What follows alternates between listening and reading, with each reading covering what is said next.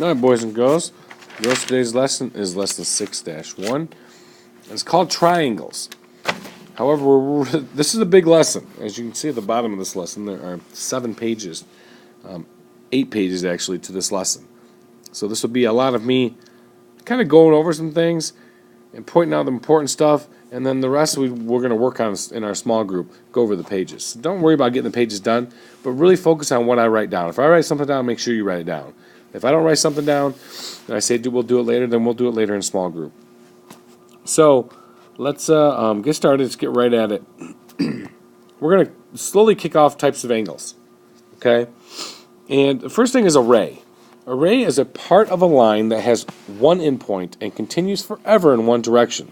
To draw a ray, what you do is you make a dot or point, and then you make a line going on forever in any direction. That is a ray. Okay? If you were to make another line going on and on forever, you would now have 2 rays that are connected with the same endpoint. This endpoint where they meet is called a vertex. And now you've just made an angle. Okay? So, as we talk about next, it says 2 line segments are 2 rays that meet at an endpoint, what I just did here, and they form an angle. Okay? So you make 2 line segments using the same endpoint, pointing in, I guess they can point in different directions, but you just made yourself an angle. Okay, so an angle that forms a square corner is called a right angle. So that's a right angle when it forms a square in the corner. I guess I should do this. Okay, here is my vertex, which is my endpoint for both of my rays. And as you can tell, I have a ray going on in each direction because it goes on and on forever. Some angles can be smaller than a right angle, meaning if I take a right angle and I start to move it in, or this corner in, to make smaller looking angles where it's shutting the mouth. You think of a mouth closing, you're making a smaller angle. So some angles are smaller than a right angle, and some angles are bigger than a right angle. So if you imagine a right angle opening up and going this direction as you would be opening your mouth, so then you'll get something like this. It's a bad angle there, but here's the perfect time to have your eraser handy. So you might have something like this. Notice it opened up like you're really hungry.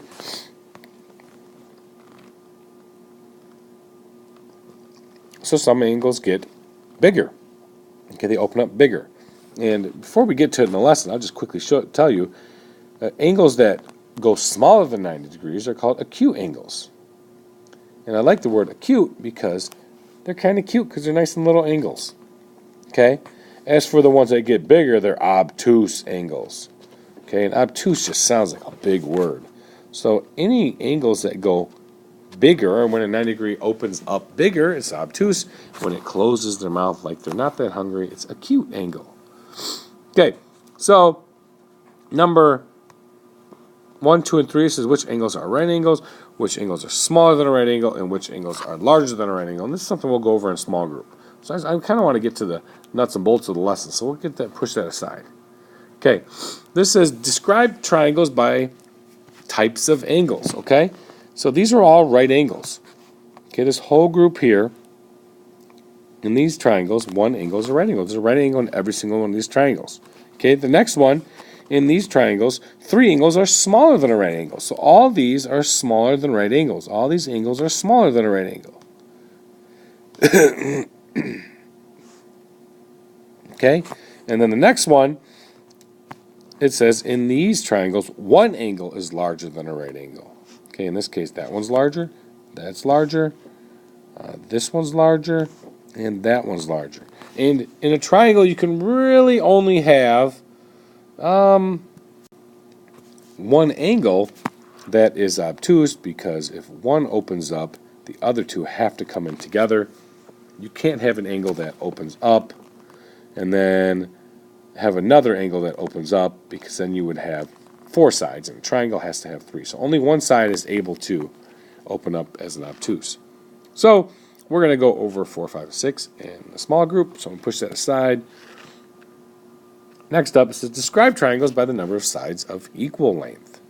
Okay, and there's names for all of these. There's names for all of them on the last page. There's names for all of them on this page. We're going to go over those names later. But right now, we're just going to kind of look at things.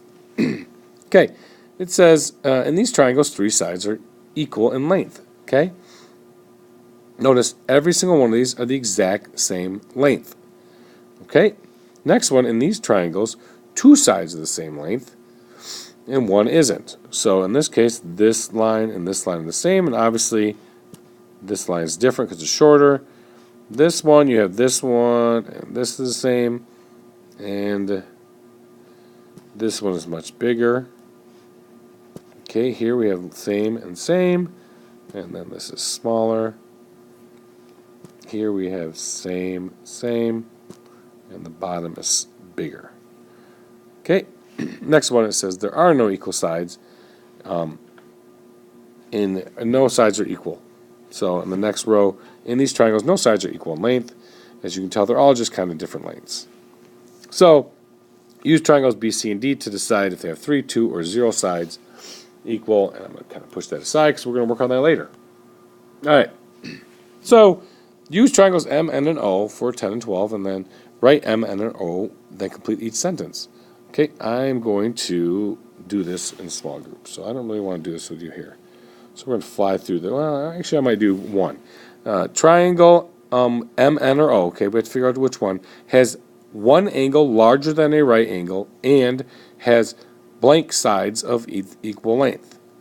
Okay, so find one that has one angle larger than a right angle. Okay, this one has a right angle. Okay, and then these two are both less than a right angle, so it can't be that. N that's less than 90 degrees, and that's way less than 90 degrees, so it's none of those. So it must be O. It has one angle bigger than a right angle, so triangle O has one angle larger than a right angle and has blank sides of equal length. Well, let's see. This is about that long, this is a little longer, and that's a lot longer. So it actually has 0 sides of equal length.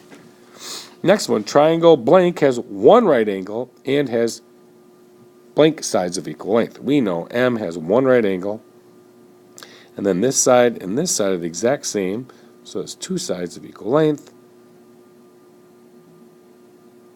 And then triangle blank has 3 area angles smaller, which we went over, so that's N. Then a right angle and has how many sides of equal length? Well, this one also has 2 sides of equal length. This and this are the same. This is a different length. It's shorter. So we'll go over the next group and next chunk in small group. We are flying through these, and that's good because we still have a few more pages left. A quadrilateral is a figure with 4 sides. Okay. Cut out each pair of triangles. Use each pair to make as many different quadrilaterals as you can. You may flip the triangle and use the back. On a separate piece of paper, trace each quadrilateral you make. Triangles in the back, the first one says triangles with one angle larger than a right angle. Next is triangles with 3 angles smaller than a right angle. The next one is, last one is triangles with one right angle. So you're going to cut these out, and you're going to put them in a baggie, and we're going to work on that in small group also. Okay, next one, polygons. A polygon is a flat, closed figure made up of line segments that do not cross each other. Okay, so they're made up of line segments that do not cross each other. So circle the figures that are polygons. Okay, polygon is this: line segments that do not cross each other. 17 is not a polygon. 18 is a polygon. 19 is a polygon. 20 is not, because there's curved lines. There can't be curved lines in a polygon. Okay? 21 is a polygon. 22 is not, because they are not connected. Okay? They need to be connected to be a polygon. Nothing can be open. In 23, there's just 2 parallel lines. Clearly not polygons. So remember that for a polygon. It's a closed figure, flat, and made up of line segments that do not cross. Okay? So curves, no. Openings, no. Crossing, no. Okay? Next one. A figure can be concave or convex. Okay? concave figure is like this, where one of the chunks or one of the angles cave in. They cave into the shape. Convex comes out. It points out. So in concave polygons, there exists a line segment with endpoints inside the polygon, such as this, and a point on the line segment that is outside the polygon.